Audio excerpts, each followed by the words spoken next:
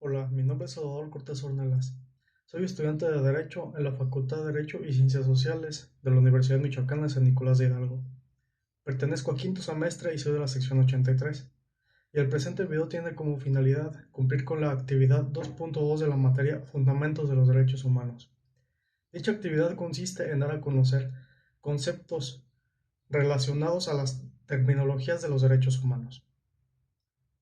Comenzando con la primera terminología, tenemos a los derechos naturales. Los autores en quienes me basaré para dar sus conceptos son Santo Tomás de Aquino y Hugo Grocio. Primero, Santo Tomás de Aquino. Él tal cual no señalaba un concepto de derecho natural, sino más bien él señalaba lo que es la ley natural.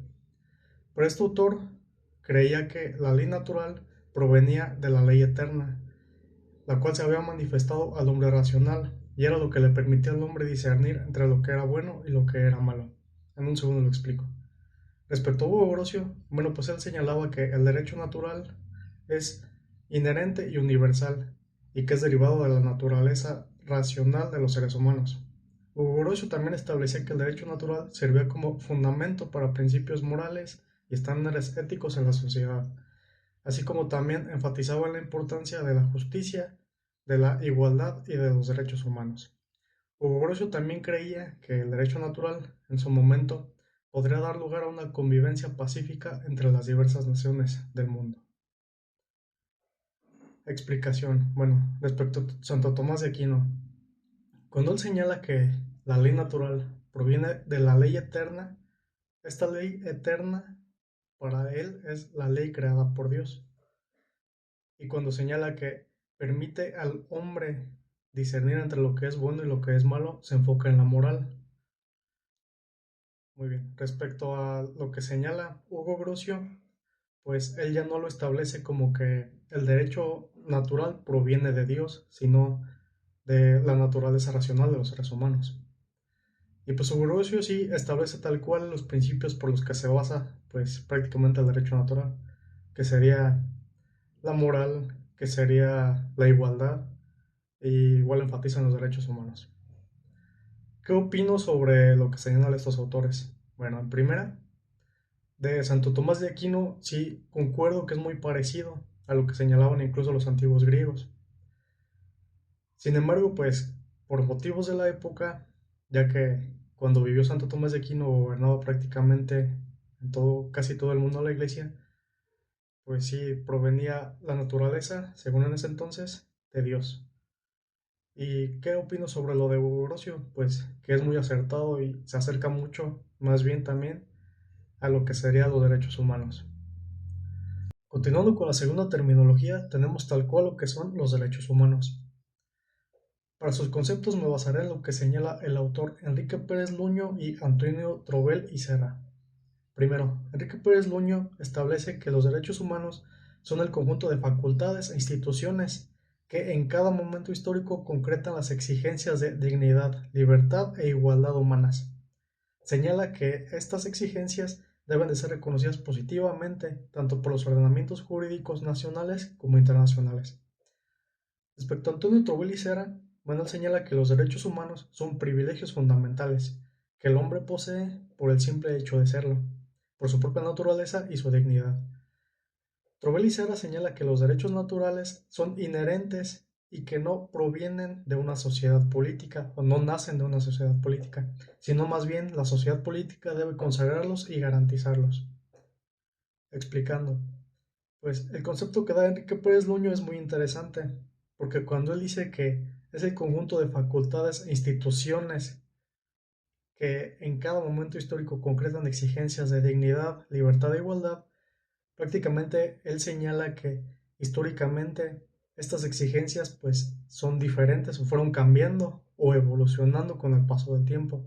¿Qué quiere decir esto? Que para él los derechos humanos también deben ir evolucionando a las nuevas exigencias que se tengan. Y tal cual como señala, pues dice que deben de ser reconocidos positivamente tanto por el derecho internacional como nacional, y es lo que pasa hoy en día con los tratados internacionales. Respecto al concepto de Antonio Trovell y Serra, bueno, él señala en su concepto que son privilegios fundamentales que el hombre posee por el simple hecho de serlo, por su naturaleza y su dignidad. Esto suena muy parecido a lo que señalaban los antiguos filósofos respecto al derecho natural. Y pues aquí es muy importante esto que señala. Dice que no nacen de la sociedad política, que en cambio la sociedad política debe consagrarlos y garantizarlos. Igual lo mismo sucedía con la idea del derecho natural. ¿Qué opino sobre estos conceptos? Pues es muy importante, sobre todo el de Enrique Pérez Luño, de que señala que realmente esto sí pasa, que el concepto de igualdad, de dignidad y de libertad, pues iba cambiando con el paso del tiempo. Entonces sí, los derechos humanos deben de también evolucionar con los mismos. Y pues sí, es muy acertado lo que señala también, de que deben de ser reconocidos y positivizados tanto nacionalmente como internacionalmente, que sí realmente sucede hoy en día. Y lo de Antonio Trubel Serra sobre su concepto, pues también es muy importante, ya que sí toma mucho de los derechos naturales, pero de todos modos ya lo enfoca más a que lo debe garantizar la sociedad política. Respecto a la tercera terminología, tenemos tal cual lo que son los derechos fundamentales. Los autores en los que señalaré su concepto son prácticamente Luigi Ferrajoli y José Luis Sea. Primero, Luigi Ferrajoli. Él establece que los derechos fundamentales son todos aquellos derechos subjetivos que corresponden universalmente a todos los seres humanos, en cuanto dotados de estatus de personas, de ciudadanos o de personas con capacidad de obrar.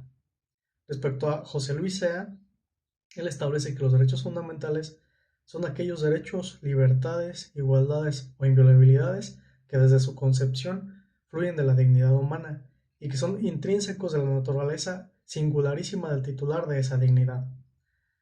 Él señala que tales atributos, facultades o derechos públicos subjetivos que son y deben de ser reconocidos y protegidos por el ordenamiento jurídico, permitiendo de este modo al titular exigir su cumplimiento con los deberes correlativos. Ahora sí vamos a explicarlo. Lo que señala Luigi Ferrajoli es muy interesante, porque ella lo establece como derechos subjetivos. Por lo tanto, se puede pensar que ya pertenecen tal cual también o surgieron de un derecho objetivo, que es un orden jurídico nacional, por así decirlo.